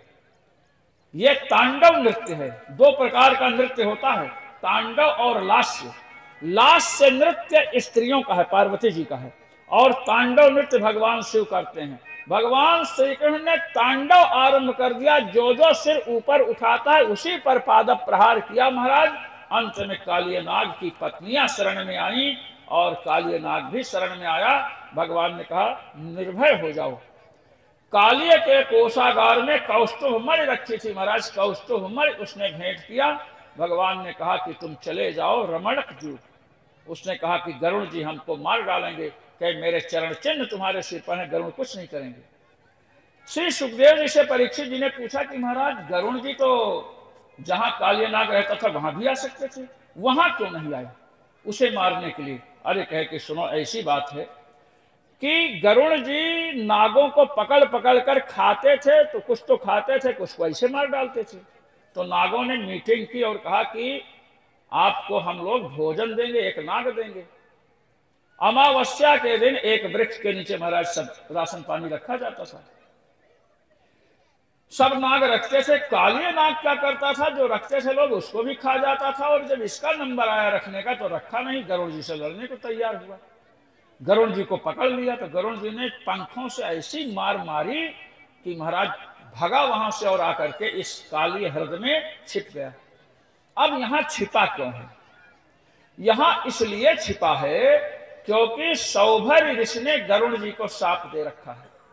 सौभर ऋषि यमुना जी के तट पर तपस्या करते थे, और यमुना जी के जल में एक बहुत बड़ा मत्स्य था, नर मछली, और उसके पीछे बड़ी मछलियां, बड़े बच्चे। अब महाराज मछली का हरा भरा परिवार, सुंदर परिवार देखा तो इनके मन में इच्छा हुई कि हम भी शादी वादी करते तो हमारे भी इतने बाल बच्चे होते, मछली को देखकर। और महाराज पहुंच गए यहाँ मानधाता ऋषि के यहाँ। महाराज 50 कन्याओं से विवाह किया, बड़ी संतानें हुई महाराज। अब गरुण जी एक दिन आए और सौभर ऋषि बैठे तो उसी मछली को जिसके कारण इन्होंने विवाह किया था उसी को पकड़ा और खा गए। अब महाराज इन्हें बड़ा दुख हुआ कि बताओ उसी को खा गए। इन्होंने शाप दिया गरुण जी को, अत्र प्रविश्य गरुड़ो यदि मत्स्यांश खादति सद्यः प्राणैर्वियुज्येत सत्यमेतद्ब्रवीम्यहम्। ये यहां प्रवेश करके गरुण जी यदि मत्स्य कहते मछली को, यदि मछली को खाएंगे तो तुरंत प्राणों से हाथ धो बैठेंगे, मर जाएंगे। ये मैं सत्य कह रहा हूं। अब आप इस पर विचार करो, गीता प्रेस वाली में यही अर्थ लिखा है, मत्स्य का अर्थ मछली होता है। महाराज गरुण जी आते नहीं है कि मैं मर जाऊंगा, और कालिय नाग जानता है कि गरुण जी नहीं आएंगे, सांप है इसलिए छिपा है। अब आप बताओ, सांप में कहा गया है कि गरुण जी यहां आकर यदि मत्स्य भक्षण करेंगे तो प्राणों से हाथ धो बैठेंगे। कालिय नाग मत्स्य है, मछली है क्या? कालिय नाग मछली नहीं है, और गरुण जी आकर उसको खाएंगे तो प्राणों से हाथ कहां धो बैठेंगे? प्राण नहीं जाएगा ना। और फिर भी गरुड़ जी नहीं आ रहे। क्यों? यहां मत्स्य का अर्थ मछली नहीं है, जो हिंदी व्याख्या में लिखा है और बड़े बड़े कथाकार मछली अर्थ करते हैं। ये मैं आपको बताना चाहता हूं। मत्स्य में दो शब्द हैं, मत आधाता और स्या। मत का अर्थ होता है सर्प। माद्यंत अहिटुंडिक वाद्य इति मदः सर्पाः, जो बीन बजाने वाले के बीन को सुन करके उन्मत्त हो जाते हैं। मत का अर्थ है सर्प। और स्या का अर्थ है स्यंति मारयंति स्वज्ञातीन इति स्याः जल जंतवः, जो अपने ही भाई बंधु को खा लें। बड़ी मछली छोटी मछली को निगल जाती है, खा जाती है, जल जंतु। तो मत्स्य में मत का अर्थ है सर्प और स्या का अर्थ है जल जंतु। अर्थ क्या हो गया? गरुड़ जी यहां पर आकर के सर्प और जल जंतुओं को यदि खाएंगे तो प्राणों से हाथ धो बैठेंगे। तो सर्प आ गया, अब सर्प को पकड़ने आएंगे तो प्राण जाएगा, इसलिए गरुड़ जी नहीं आ रहे हैं। लेकिन ये अर्थ इसमें नहीं है। तो महाराज आगे इसमें कहा भी गया तत्रत्यक्षेममाचरन्, इन्होंने जो शाप दिया है उस हृदय में निवास करने वाले सभी जीवों की रक्षा के लिए, सभी जीवों के कल्याण के लिए गरुड़ जी को शाप दिया है महाराज। तो सभी जीवों में तो जो वहां रहेगा सांप रहेगा तो सांप, केकड़ा रहेगा तो केकड़ा, सबका जल जंतु से ग्रहण है। अब महाराज गरुड़ जी इसीलिए नहीं आते हैं। इसके बाद प्रलंबासुर का उद्धार और भगवान गोचारण लीला कर रहे हैं महाराज। वहां हरिद्वार में एक व्यक्ति ने हमसे पूछा, भगवान बकरी भी चराते थे क्या? ये प्रश्न किया, भगवान बकरी भी चराते थे क्या? तो हमने कहा कहां लिखा है? अरे कहे महाराज लिखा है, देखिए लिखा है, अजा गावो महिष्यश्च निर्विशन्तो वनाद् वनम्। अजा, अजा, अजा का अर्थ बकरी होता है। गावो महिष्य, महिष्य में भैंस। तो भगवान बकरी और भैंस चराते थे। और गौ चराने से भगवान का नाम गोविंद है, तो अजा चराने से अजापाल होना चाहिए, महिषी पाल। अब सुनिए, यहां अजा का अर्थ बकरी नहीं है, महिषी का अर्थ भैंस नहीं है। कहते हैं अजा गाय को कहते हैं। कैसी गाय को अजा कहते हैं? अजा शब्द प्रसूता गौ सकृत सूता महिष्यपि।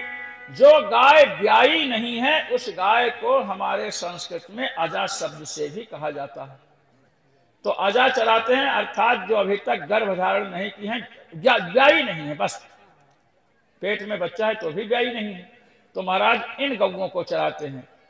और सकृत सूता महिष्यपि, जो एक बार ब्याई है उसे महिषी कहते हैं, जो एक बार ब्याई हैं उन्हें भी चराते हैं, और इनसे अतिरिक्त हैं उनको गाय कहते हैं। तो महाराज भैंस और बकरी की चर्चा नहीं है, भगवान चरा रहे हैं। और इस प्रकार भगवान की लीला। अब महाराज अभी रास लीला भगवान ने तब की है जब रास लीला के लिए वरदान दिया है गोपियों को, तो वरदान दे रहे हैं भगवान। महाराज हेमंत ऋतु है, मार्ग शीर्ष का महीना है। मार्ग शीर्ष माने अगहन, मार्ग शीर्ष माने अगहन। अगहन मास भगवान को बड़ा प्रिय है। जब भगवान ने श्रीमद् भगवद गीता में अपनी विभूतियों की गणना कराई तो भगवान ने कहा मासानाम मार्ग शीर्षो हम, महीनों में मैं मार्ग शीर्ष हूं, अगहन हूं। मार्ग शीर्ष का महीना है महाराज। गोपियां जो हैं वे भगवान को पति रूप में प्राप्त करने के लिए कात्यायनी देवी का व्रत कर रही हैं। इस कथा को ध्यान से सुनना, फिर आपको पता चलेगा कहां क्या रहस्य है। और यमुना जी में जाती हैं, नग्न नहाती हैं। स्त्रियां जो हैं नग्न स्नान करती हैं बड़े सरोवर में, किसी नदी तालाब में नग्न नहीं नहाना चाहिए। तो महाराज जब वहां पर नहाने पहुंची तो भगवान ने सोचा कि हमको पति रूप में प्राप्त करने की इच्छा रखती हैं, और पति रूप में प्राप्त हो नहीं सकते हैं भगवान, क्योंकि विवाह होने के पहले यज्ञोपवीत संस्कार होता है ना। जो बाद में भी कराते हैं वो भी विवाह के दिन ही करा लेते हैं, बिना यज्ञोपवीत के विवाह नहीं करते हैं। और भगवान का विवाह जो है, चूंकि चंद्र वंश में भगवान हैं, यदुवंश में है, क्षत्रिय के वंश में है, तो 11 वर्षे राजन्यम, 11 वर्ष के जब हो जाएंगे तभी यज्ञोपवीत संस्कार होगा। और 11 वर्ष के भगवान हुए नहीं तो पति रूप में प्राप्त नहीं हो सकते हैं, ये बात।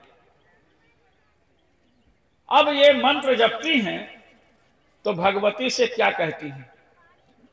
कात्यायनी महामाये महायोगिन्यधीश्वरी नंद गोपसुतम देवी पतिम में कुरुते नमः।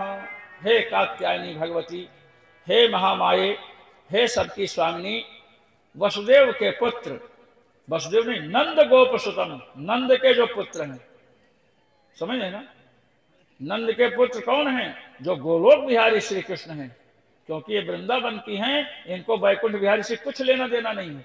इन गोपियों को बैकुंठ बिहारी से कुछ लेना देना नहीं। हाँ महाराज, तो कहती नंद गोप सुतम, नंद गोप के पुत्र को हमें दीजिए पति के रूप में। तो एक विद्वान कहते पति के रूप में मिलेंगे कैसे भगवान, जब तक विवाह नहीं होगा? विवाह तो बाद में होगा, जब मथुरा जाएंगे वहां यज्ञोपवीत संस्कार होगा, फिर पढ़ने जाएंगे, बाद में विवाह होगा।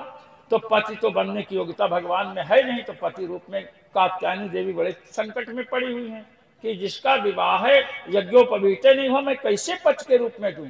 उन्होंने पूछा गोपियों में कैसे दूं? तो गोपियों ने कहा कि जैसे पति पत्नी को आनंदित करता है, ऐसे ही क्रीड़ा हमारे साथ भगवान करें। ऐसा तो आप कर सकते हो? कि हाँ ऐसा कर सकती है।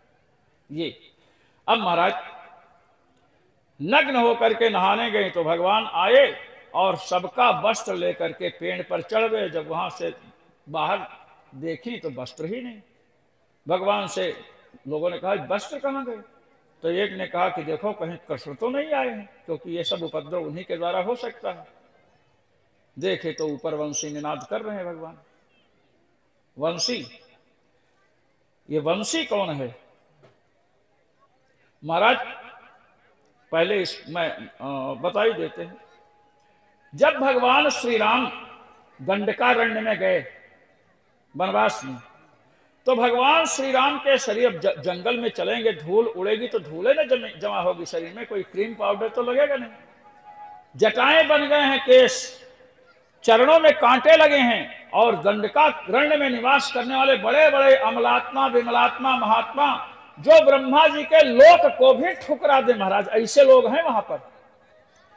शरभंग ऋषि के आश्रम पर देवराज इंद्र आए रस लेकर के, और उन्होंने कहा कि ब्रह्मा जी ने आपको ब्रह्मलोक बुलाया है। शरभंग जी ने कहा कि भगवान राम का पदार्पण हो रहा है, मैं ब्रह्मलोक नहीं जाऊंगा, मुझे ब्रह्मलोक नहीं चाहिए। साक्षात परमात्मा अपने चरण कमलों के द्वारा आ रहे हैं, मैं ब्रह्मलोक जाऊंगा? मैं नहीं जाऊंगा, जब ऐसे भगा दिया इंद्र को। भगवान श्री राम गए तो लक्ष्मण से कहे देखो ये इंद्र हैं, आकाश में खड़े हैं महाराज, 25 वर्ष की अवस्था है। जब वो चले गए तब ये पहुंचे। तो महाराज दंडकारण्यवासी मुनि ऐसे हैं कि ब्रह्मलोक तक को ठुकरा रहे हैं, उस वहां तक के विषय से मन हटा चुके हैं। जब भगवान श्री राम को देखा महाराज तो सब मुग्ध हो गए। ये मैं कृष्णोपनिषद की बात कर रहा हूं, जिसमें भगवान कृष्ण की महिमा है। सर्वांग सुंदरम सच्चिदानंद घन लक्षणम श्रीरामं दृष्ट्वा दंडकारण्यवासिनो मुनयो विस्मिता बभूवुः तेह ऊचु आलिंगामो भवन्तमिति। कृष्णोपनिषद। सर्वांग सुंदर सच्चिदानंद लक्षण भगवान श्री राम को देखा तो दंडकारण्यवासी मुनि विस्मित हुए और सब मिलकर के आए, कहे हम आपका आलिंगन करेंगे। भगवान ने कहा हमारा आलिंगन करोगे? ऋषियों में एक थे कहे कि नहीं, आलिंगन का मतलब समझ लो, जैसे पति अपने पत्नी का आलिंगन या पत्नी अपने पति का आलिंगन करना चाहती है, वैसे आलिंगन हम सब करना चाहते हैं। ये ऋषियों ने कहा। भगवान ने कहा इसमें एक ऋषि सबसे आगे है, ये तो बहुत बोल रहा है, समझ में। भगवान ने देखा, जानते हो कौन था? वो शंकर जी थे। ऋषियों में सबसे आगे जो बढ़ चढ़ बोल रहे तो शंकर भगवान थे। आगे लिखते हैं रुद्रादीनां वचः श्रुत्वा प्रोवाच भगवान स्वयं। रुद्रादि, रुद्र आदि में है, आरंभ में है। भगवान शिव सबसे आगे हैं, जिनमें ऐसे ऋषियों के समूह से जब ये वाणी निकली तो भगवान श्री राम ने कहा कि सुनो, आलिंगन इस रामावतार में मैं नहीं दे सकता हूं तुम लोगों को, आप लोगों को। कहे तब कब देंगे? कहे यूयम गोपिका भूत्वा जन्मांतरे माम आलिंगत। आप लोग अगले जन्म में जब कृष्णा अवतार लूंगा द्वापर में, तो आप सब गोपियां बनकर जितना आलिंगन करना होगा कर लेना, इस रामावतार में संभव नहीं। तो भगवान शिव ने कहा कि देखिए महाराज, मेरा काम केवल आलिंगन से नहीं चलेगा कि आलिंगन गले मिल लिए हो गया। तो क्या कहे, मैं आपका अधरामृत पीना चाहता हूं। भगवान से कहा अधरामृत का पान करना चाहता हूं। तो भगवान श्री राम ने कहा शंकर जी, आप अधरामृत का पान करना चाहते हैं? कहे हाँ। कहे तो सुनिए, आप शिव है ना? कहे हाँ। कहे शिव से अशिव बनना पड़ेगा। शिव कहते कल्याण को, मंगल को अमंगल रूप धारण करना पड़ेगा। कहे क्या? कहे बांस बनना पड़ेगा। कहे स्वीकार है। कहे आपको कटना पड़ेगा। शिव जी ने कहा स्वीकार है। आपको जलना पड़ेगा, बंसी बनाते हैं तो जलाते हैं, आप देखते हैं। कहे स्वीकार है। कहे छीदना पड़ेगा। कहे स्वीकार है। कहे यदि स्वीकार है तो तुम मेरे अधरामृत का पान कर सकते हो कृष्णावतार में। वंशस्तु भगवान रुद्र, ये वंशी जो है भगवान रुद्र है, साक्षात शंकर भगवान हैं, जो महाराज अधर में लग करके अधरामृत का पान करते रहते हैं। अब यहां पर चर्चा ये चल रही है कि भगवान ने वेण निनाद किया और सबसे कहा कि अपना अपना वस्त्र ले जाओ, पानी से निकल करके आओ, वस्त्र ले जाओ। अब लोगों ने कहा कि पानी से निकलेंगे हम तो हम नंगी हो जाएंगी, तो हमको सब लोग देखेंगे। अरे कहे कि यहाँ इतने देवी देवता हैं, सब तुमको जल में देख रहे हैं कि तुम सब नग्न हो। अंत में महाराज सबने अपन जो पत्ते होते हैं ना कमल के पत्ते यहाँ लगा लिया, आगे लगा लिया और सब निकल करके आई। भगवान तो महायोगीश्वर हैं, आंख खोले हो तो बंद है और बंद हो तो खोले हैं, सबके वस्त्र दे दिए। महाराज ये जो लीला है ना चीरहरण की, इसका अध्यात्म में तात्पर्य है। गोपी कहते हैं जीवों को, जैसे आप हैं, हम हैं, ये लोग हैं। गो माने इंद्रिय, गोभे इंद्रिय पिबति भगवद रसम इति गोपी। जो अपने इंद्रियों से भगवद रस का पान करे उस जीव को क्या कहते हैं? गोपी। और जीव और परमात्मा के बीच में माया रूपी पर्दा पड़ा है महाराज। ये माया रूपी पर्दा जब तक है, जैसे पर्दा पड़ता है ना, आप रामलीला में देखते हैं, पर्दा रहेगा तो पीछे कौन है देख नहीं सकते, इसलिए पर्दे को हटाते हैं। तो महाराज माया रूपी पर्दे का अपहरण किया भगवान ने। चीरहरण का तात्पर्य है कि माया रूपी पर्दे को ले लिया। तो कहते हैं माया रूपी पर्दे को भगवान ले लिया तो फिर लौटा क्यों दिया? गोपियों को बस लौटाया ना। कहते सुनो, भगवान जिस वस्तु को स्वीकार करते हैं वह महाराज प्रसाद रूप हो जाती है और भक्त उसको ग्रहण करते हैं। जिस समय उद्धव जी भगवान के समीप पहुंचे तो उद्धव जी को व्याकुल देखकर भगवान ने कहा मेरी माया से डर रहे हो क्या? कहे नहीं नहीं, आपकी माया से मैं नहीं डरता। भगवान ने कहा मेरी माया से ब्रह्मा जी शंकर जी डरते हैं, आप नहीं डरते हो? कहे हाँ। कहे क्यों? तो उद्धव जी क्या कहते हैं? उच्छिष्ट भोजिनो दासास्तौ मायां जयेमहि। हम आपका उच्छिष्ट खाते हैं, आपका प्रसाद ग्रहण करते हैं, इसलिए माया हमारा कुछ नहीं बिगाड़ पाएगी। गोपियों, जीव और भगवान परमात्मा के बीच में जो माया रूपी पर्दा है, भगवान ने उसको अपना प्रसाद बना दिया। अब वो माया जीव का कुछ नहीं बिगाड़ सकती है। इस प्रकार भगवान ने अंत में महाराज इन्हें वरदान दिया गोपियों को। क्या कहा? यात बला ब्रजम सिद्धा मयेन रंस्यथ क्षपा यदुद्दिश्य व्रतमिदं चेरुरार्यार्चनं सती चेरुरार्यार्चनं सती। हे ब्रज गोपियों, अब तुम जाओ, तुम सब सिद्ध हो गई, अर्थात तुम्हें कात्यायनी देवी की तपस्या का जो फल है वो तुम्हें प्राप्त हो गया। अब आगे एक समय ऐसा आने वाला है कि तुम मेरे साथ विहार करोगी। इस प्रकार भगवान ने इनको भेजा।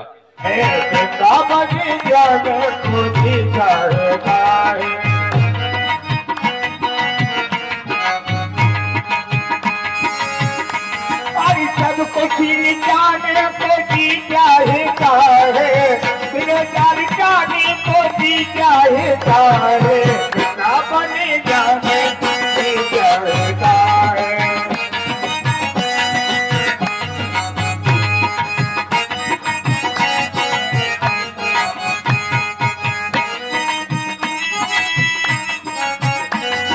बेरोजगार जाने को जी चाहता है, बेरोजगार जाने को जी चाहता है, पिता बने जाने को जी चाहता है।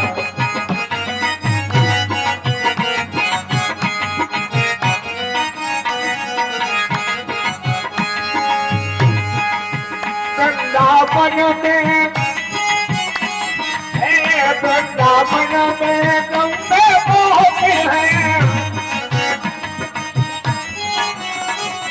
वृंदावन में ये गंगे बहते हैं। उसे कराने को जी चाहता है, उसे कराने को जी चाहता है, वृंदावन जाने को जी चाहता है। वृंदावन जाने को जी चाहता। श्री भागवत भगवान की है आरती, पापियों को पाप से है तारती।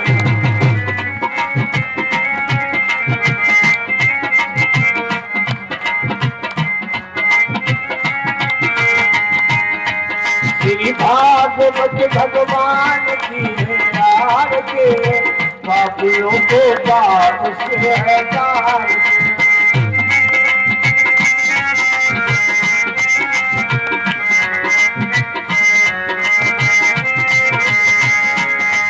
ये अमर ग्रंथ, ये मोक्ष तत्व, ये पंचम के दिन राजा, अब कोटि जगाने वाला। ये पंचम वेद निराला, हर ध्यान यही, हर नाम यही, ध्यान यही, हर ध्यान यही। सबके मंगल की आरती, पापियों को पाप से है तारती।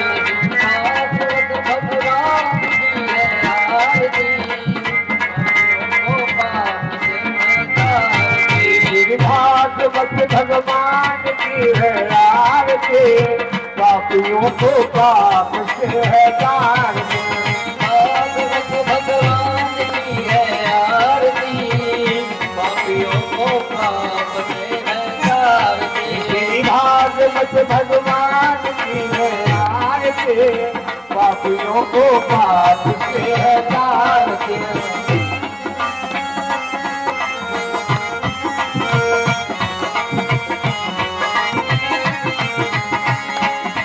ये साथ गीत का पन पुनीत पापों को मिटाने वाला, पावन पुनीत पापों को मिटाने वाला, कराने वाला। गीत का पन पुनीत पापों को मिटाने वाला, दर्श कराने वाला। सतगीत पावन पुनीत पापों को मिटाने वाला, दर्श कराने वाला। ये सुख करनी, ये सुख हरणी, ये सुख करनी, यह दुख हरणी। ये सुख करनी, ये सुख हरणी, ये सुख करनी, यह दुख हरणी। ये मधुसूदन की आरती, पाप से है तारती। भागवत भगवान की है आरती, पाप से है तारती। भागवत भगवान की है आरती, पापियों को पाप से है तारती। ताली बजा दे। ये कभी बोल मुख पंथ को जन्मा के बताने वाला, पीढ़ी को बनाने वाला। ये मधुर बोल जग संत खोल संमार्ग बताने वाला, पीढ़ी को बनाने वाला। ये बोल मुख पंथ खोल संमार्ग बताने वाला, पीढ़ी को बनाने वाला। ये मधुर बोल जग संत खोल संमार्ग बताने वाला, बिगड़ी को बनाने वाला।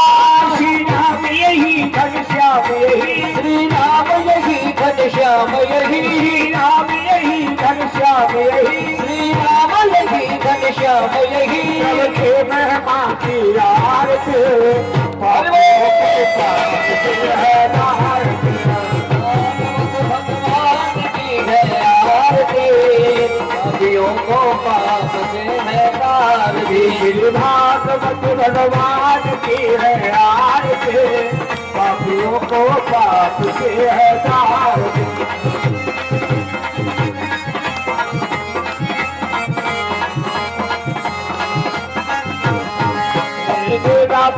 श्यामल को मदान गीता समारोह विधवा भवानम नमामि रामम रघुवंशीनाथम अपूर्व गौरव करुणावतार संसार सारम भुजगेन्द्राय सदा वसंतम हृदयानि पवनराणि से संगमामि